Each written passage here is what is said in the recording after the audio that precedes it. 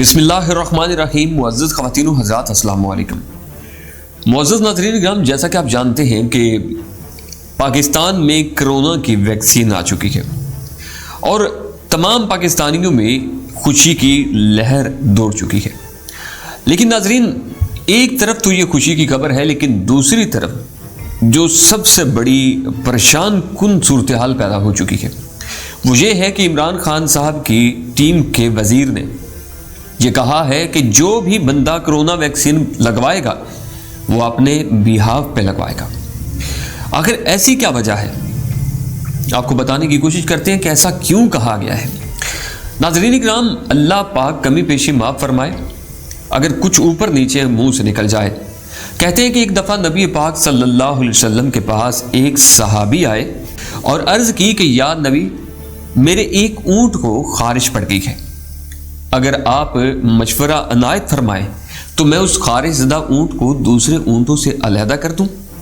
تو آپ نے فرمایا کہ پہلے یہ بتائیں کہ اس اونٹ کو خارش کہاں سے پڑی تو جسے آپ دوسرے اونٹوں سے علیحدہ کرنا چاہتے ہیں۔ تو عرض کی اللہ ہی بہتر جانتا ہے۔ تو آپ نے فرمایا کہ کبھی بھی کسی کی بیماری کسی دوسرے پر غالب نہیں آتی، اس پہ بھروسہ رکھو، جس نے دی ہے وہی ختم کرے گا۔ ناظرین، جیسا کہ آپ نے سن لیا ہوگا کہ پاکستان میں کرونا کی ویکسین آ گئی ہے اور اب یہ لوگوں کو لگائی بھی جائے گی، مگر عمران خان صاحب کی ٹیم میں ایک وزیر نے صاف لفظوں میں بلکہ واش گاف الفاظ میں عوام کو وارن کر دیا ہے کہ جو کوئی بھی اس ویکسین کو لگوائے گا اگر اس کے ساتھ کچھ بھی ہو جاتا ہے تو اس کے ہم ذمہ دار نہ ہوں گے۔ اب اس وزیر نے یہ بات اگر غلطی سے کر دی ہے تب بھی اس کے ساتھ کچھ بھی ہو سکتا ہے، اور اگر اس وزیر نے سوچ سمجھ کر یہ کہا ہے تب بھی اس کے ساتھ کچھ بھی ہو جائے گا۔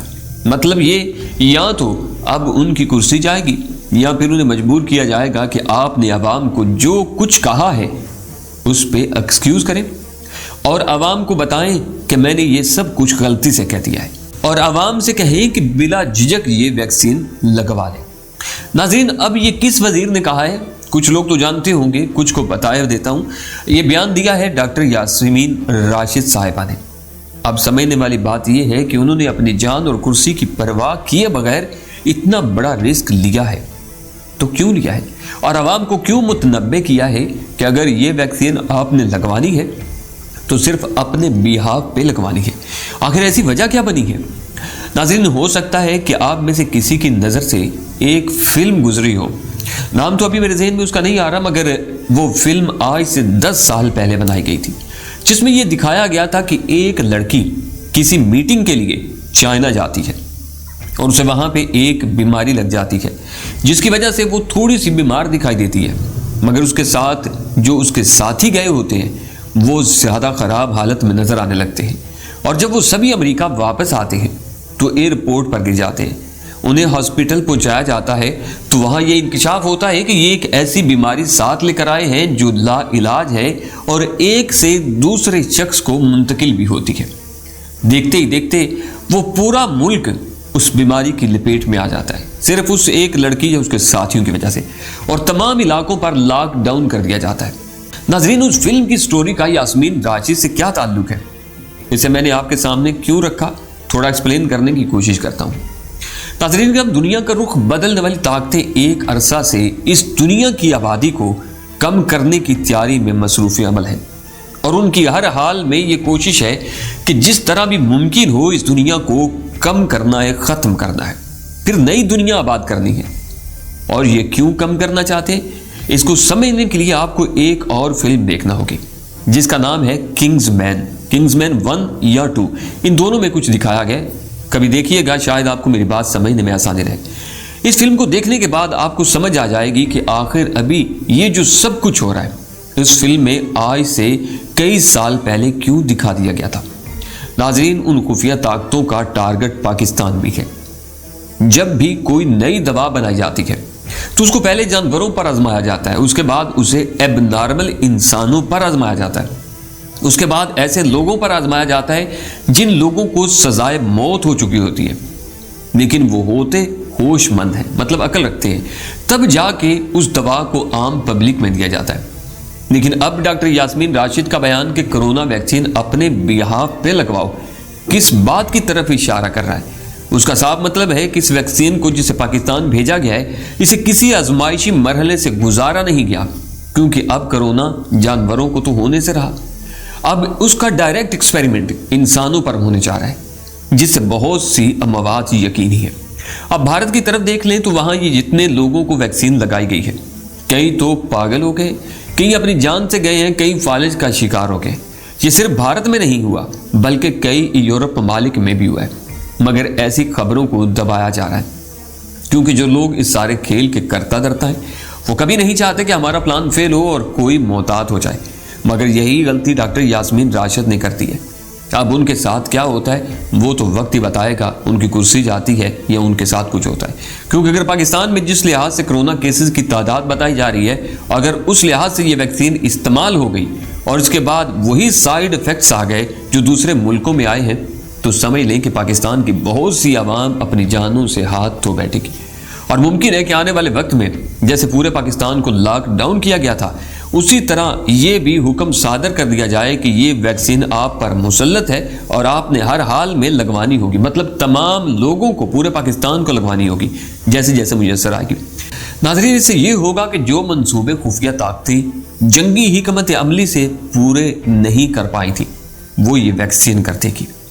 ناظرین، جیسے جیسے انسان ترقی کرتا جا رہا ہے، جیسے جیسے انسان سائنس کو اپناتا جا رہا ہے، ویسے ویسے اپنی بنیاد یعنی دینی اسلام سے دور ہوتا جا رہا ہے۔ ایک سچے مسلمان کا عقیدہ اور یقین ہے کہ جب تک اللہ پاک نہ چاہے کچھ بھی نہیں ہو سکتا۔ میں نے اوپر ایک حدیث بیان کی ہے، اس کو کبھی بھی جھٹلایا نہیں جا سکتا۔ اگر کوئی بھی بیماری ایک فرد سے دوسرے کو لگ سکتی تو میرے نبی پاک صلی اللہ علیہ وسلم کبھی کسی بیمار کی عیادت کا حکم نہ دیتے، کبھی بیمار کے ساتھ بیٹھ کر کھانا کھانے کی تلقین نہ کرتے، بلکہ ہمیں یہ حکم ہوتا کہ ہمیں بیمار کو ایک کمرے میں بند کر دینا ہے اور جب تک وہ مر نہ جائے اس کی خبر نہیں لینی۔ اب جس طرح کرونا نے پچھلے دنوں پوری دنیا پہ اپنے خوف کے پنجے گاڑ لیے تھے، اگر اس لحاظ سے دیکھا جائے تو اس بیماری نے دنیا کو ختم کر دینا تھا، اور اگر آپ کبھی اندازہ کریں تو آپ کو احساس ہوگا کہ کرونا کے دنوں میں اتنے لوگوں کی ڈیتھ نہیں ہوئی جتنے عام نارمل حالات میں سے دار فانی سے کوچ کر جاتے ہیں۔ آپ کو ہم کئی ویڈیوز میں بتا چکے ہیں کہ بہت سے ممالک خفیہ طاقتوں کے اعلی کار بنے ہوئے ہیں اور آئے دن جنگ کی دھمکیاں عروج پر ہیں۔ آخر ایسا سب کچھ کیوں ہو رہا ہے کہ یوں لگتا ہے کہ دنیا ختم ہونے کے قریب پہنچ چکی ہے؟ جو بھی ہے، آپ سے ایک ہی ریکویسٹ کروں گا کہ اپنے اللہ پاک پہ ایمان رکھیں۔ اس نے جب تک زندگی لکھ دی ہے اس سے ایک بھی لمحہ آگے نہ پیچھے کبھی نہیں ہو سکتا۔ اللہ پاک ہمارے ایمان کی حفاظت فرمائے، کیونکہ ہم سے تو یہ ہمارا ایمان سنبھالا نہیں جا رہا۔ ہم نے سائنس پہ بلیو کرنا شروع کر لیا ہے، ہم نے بیماریوں کو زندگی اور موت سمجھ لیا ہے، ہمارا یہ عقیدہ ہی ختم ہو چکا ہے کہ بیماریاں دینے والا بھی وہی ہے اور ختم کرنے والا بھی وہی ہے۔ یہ وسیلے اس نے پیدا کیے ہیں، دوائیاں وغیرہ، کوئی نہ کوئی ایسی چیز جو آپ استعمال کرتے ہیں جس سے یہ ہوتا ہے کہ آپ کو افاقہ ہوتا ہے، لیکن حکم رب العالمین کا ہوتا ہے۔ ناظرین، آپ نے واقعہ سنا ہوگا کہ حضرت لقمان حکیم صاحب، ان کے بیٹے کو بیماری لگ گئی۔ وہ بہت بڑے حکیم تھے، مطلب کہ طب کی دنیا میں ان کا نام آج بھی روشن ہے، لیا جاتا ہے اور رہتی دنیا تک لیا جائے گا۔ کہا جاتا ہے کہ ان کو جڑی بوٹیاں بول کر بتایا کرتی تھیں کہ یہ میں اس بیماری کی دوا ہوں۔ تو آپ نے اپنے بیٹے کو میڈیسن وغیرہ دی، لیکن وہ بیٹا جاں بر نہیں ہو سکا، تو آپ کا دل اٹھ گیا اپنی حکمت سے۔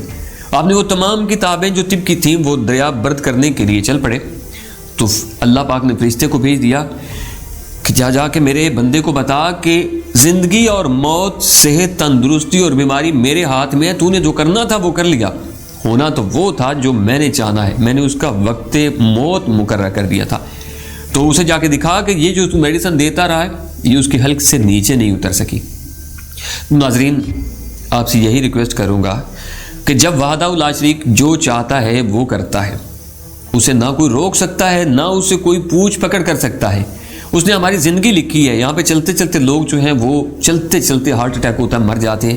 انہیں کیا کرونا ہوتا ہے، انہیں کون سی بیماری لگ جاتی ہے، ایک دم سے وہ ختم ہو جاتے ہیں۔ چلتے چلتے آپ کا ایکسیڈنٹ ہو جاتا ہے، آپ ختم ہو جاتے ہیں۔ تو پیارے بھائیوں، ہمارے پاس صرف ایک اسلامی عقیدہ ہے، ہمارے پاس یہی تو زندہ رہنا چاہیے، ہمارا ایمان تو قائم رہنا چاہیے۔ ان چھوٹی چھوٹی باتوں کی وجہ سے ہمیں اپنے ایمان کو داؤ پر نہیں لگانا۔ اپنا بہت سارا خیال رکھیں. نئی ویڈیو تک کی اجازت, اللہ نے کے بعد.